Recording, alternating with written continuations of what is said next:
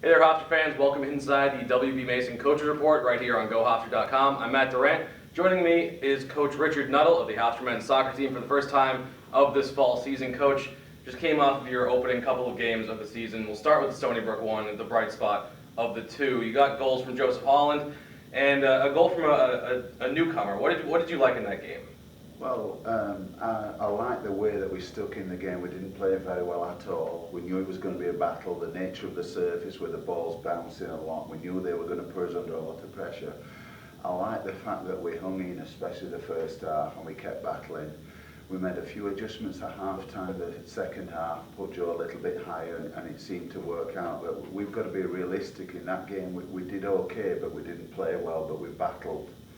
And I thought the back four second half were outstanding, and a couple of moments of brilliance actually helped us. And going back to Luke Brown's goal, when you really look at it, was exceptional. He basically flicked it to himself and headed it in, and it was, if you look, as an experienced soccer player, what else could he have done to score that goal, because they were blocking his pathway. So it was a moment of magic.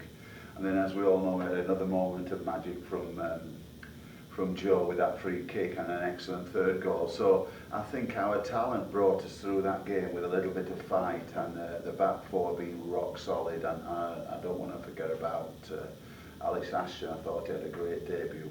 It was definitely a decent debut for Alex Ashton. Yes, before we get to him, the two goals by Joseph Holland, the trend last year was when you were in a tight spot, you would go to him and say, "We need you here." Is that going to be the trend this year with Joe, or are you hoping that it'll be more distributed? Well, you hope not, but it's a great option to have. He's a brilliant player at times, and going forward, I keep saying it, there's none better in the country. And he can just turn it on and win you a game, and that's what he did. But I can't take away from the rest of the team the way they battled on that field. I don't believe Stony Brook will get beat many times on the home field, and I think they're a good team and they're going to do well this year. Well, you got the win in the home opener, Yeah. in the season opener, Yeah. I should say, yet again. Alex Ashton, a big reason for that. There were 16 shots total from Stony Brook, which is higher than the season average against you guys last season. So for a keeper to make his debut against an offense like Stony Brook's, what did you like from Alex in that? I thought he defended his box quite well, his 6-yard area quite well. I thought he dealt with crosses in a good manner. I thought he made a couple of saves when he had to. A lot of the shots weren't on target, so the actual saves he made were few and far between, or long ranges, or something maybe that hit the post, that flicked header they had. But he was good. Now I think I just want him to be more commanding. It's his debut and he's getting used to the guys, and I really want him to assert himself now for the rest of the season. Now, right before we get to the UNC Charlotte game, Luke Brown once more. What do you think his role could be on this team this season? Well, he's a goal scorer and he's quality, and I think he's a driven young man, and it's difficult for him coming into it because I don't think he gets as much space as he's used to back in England. And I don't think they're as athletic back home. So he's got a big learning curve, but he's a natural goal scorer.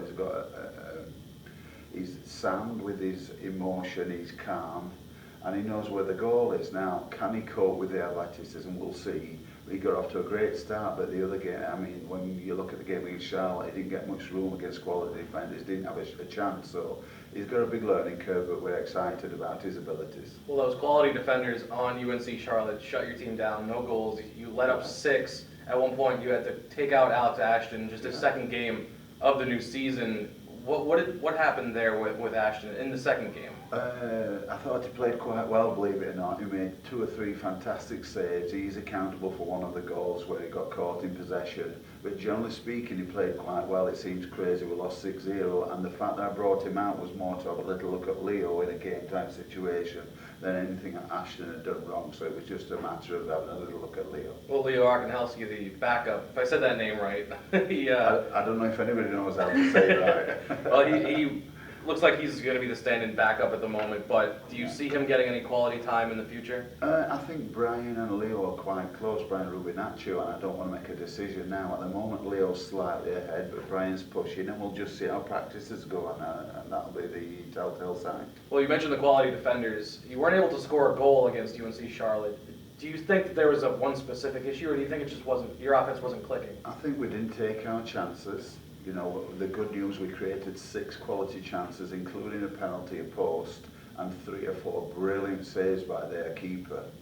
And I'm not too concerned about us going forward. I believe we'll be able to score goals. It was just one of those days of just a bad day for all. Well, it was the first ranked opponent of the season. Now you go on to Boston for 2 games. The first game against BC. Now a couple of polls over the weekend ranked them as high as 6. Top Drawer Soccer had them at 10. The coaches poll had them around 11. What do you see in now your second ranked opponent, who's actually higher than what your first was? I see it as a challenge, and not Charlotte are a fantastic team, and if they end up in the top 10, it won't surprise me.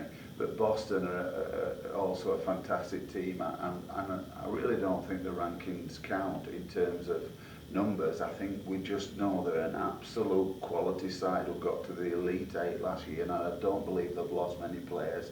We know it's a major challenge, and that's what we signed up for with this team. With a lot of work to do, but we've signed up for this, and these are the games we want. Well, you have the Eagles on Friday, you have Harvard just a couple of towns over on Sunday. Do you think it helps that you won't have to travel much over the weekend? Well, I don't really know if that comes into our minds either. We just want the quality games, and we're focused in Boston College. We're a magnificent team, and it's an amazing challenge for our squad. And we're relishing the challenge. We've had a hiccup, a bit of a Jekyll and Hyde first 2 games, but hopefully we learn from the Charlotte game, and we put a lot of the mistakes right. And we've just got to keep moving forward, and we relish it. We're looking forward to it, and we're excited for the challenge. We'll be back here next Tuesday. The Hofstra Pride men's soccer team plays Boston College on Friday and Harvard on Sunday. We'll be back here next Tuesday. This has been the WB Mason Coaches Report.